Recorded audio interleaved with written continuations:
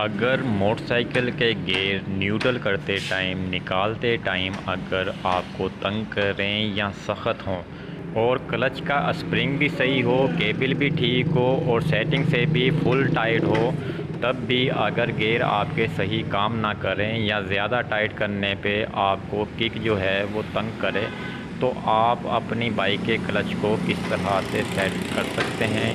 जैसे कि इस बाइक के क्लच सेट करने के बाद भी गियर जो है वो अभी आपके सामने है। बाइक स्टार्ट करने के बाद गियर मारने के बाद ये गियर जो है न्यूट्रल करने के अंदर काफ़ी जो है तंग कर रहे हैं। काफ़ी क्लच सेट करने के बाद भी इसके गियर जो है वो काफ़ी ज़्यादा हार्ड हैं, निकल नहीं रहे।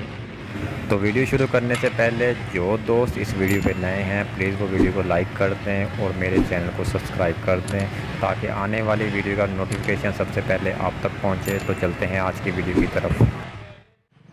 तो दोस्तों सबसे पहले आपने इसका क्लच लीवर जो है इस तरह से चेक करना है कि इसके अंदर चाल है या नहीं है, क्योंकि नीचे से तो हर चीज़ जो है वो ठीक है, केबल भी इसकी ठीक है, क्लच का स्प्रिंग भी बिल्कुल ओके है।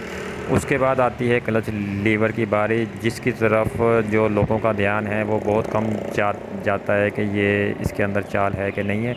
जैसे कि आप ये देख रहे हैं कि ये जो इसका जो गैप है वो चाल जहाँ पे ख़त्म होती है वहाँ से लेके असम्बली तक जो है सिर्फ 3 फिंगर्स का है। जैसे कि आप ये देख रहे हैं कि इसके अंदर जो है लीवर के अंदर काफ़ी चाल जो है नज़र आ रही है।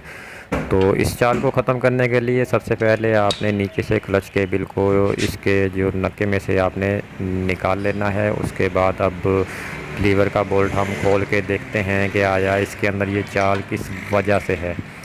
तो क्लच लीवर का बोल्ट खोलने के बाद आपने क्लच तार को जो है क्लच लीवर में से निकाल लेना है।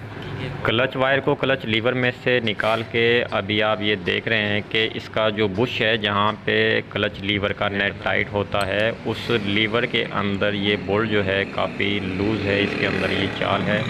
बोल्ट ये जब चाल करेगा तो क्लच लीवर के अंदर चाल जो है वो ज़्यादा हो जाएगी। अब देखते हैं कि नए क्लच लीवर के अंदर भी यही साइज़ है या फ़र्क है। अब ये जैसे कि आप देख रहे हैं कि इसका बुश जो है वो बिल्कुल गोल है और इसका जो है काफ़ी ज़्यादा कट चुका है चल चल के। तो अब जो है नेट नए क्लच लीवर के अंदर डाल के देखते हैं कि जैसे कि आप ये देख रहे हैं कि इसके अंदर बोल्ट के अंदर बिल्कुल भी चाल नहीं है और जो पहले इसके अंदर फिट था उसके अंदर ये काफ़ी ज़्यादा लूज़ है। जैसे कि ये आप चाल इसके अंदर देख रहे हैं।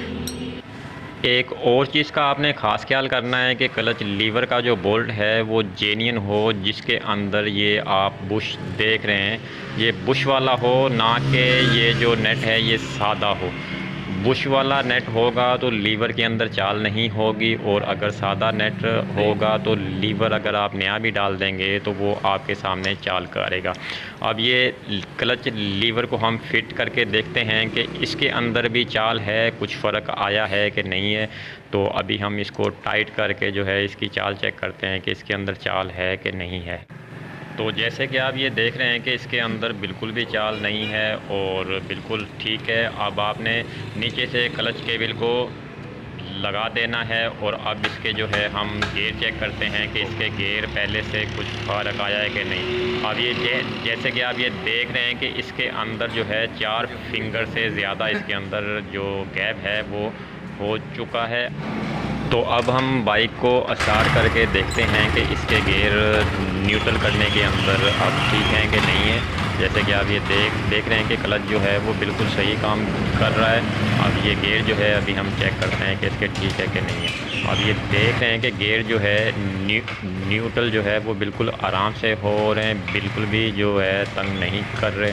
तो अगर आपकी बाइक के भी अगर गियर सख्त हों और गियर निकालते टाइम अगर आपको तंग करें या बहुत ज़्यादा हार्ड हों तो आप ये क्लच लीवर जो है उसका चेक करें, तो आपकी बाइक के गियर जो है वो बिल्कुल पानी की तरह जो है वो बाहर आएंगे। तो उम्मीद करता हूँ वीडियो आपको अच्छी लगी होगी। तो मज़ीद वीडियो के लिए प्लीज़ मेरे चैनल को सब्सक्राइब कर लें ताकि आने वाली वीडियो का नोटिफिकेशन सबसे पहले आप तक पहुँचे।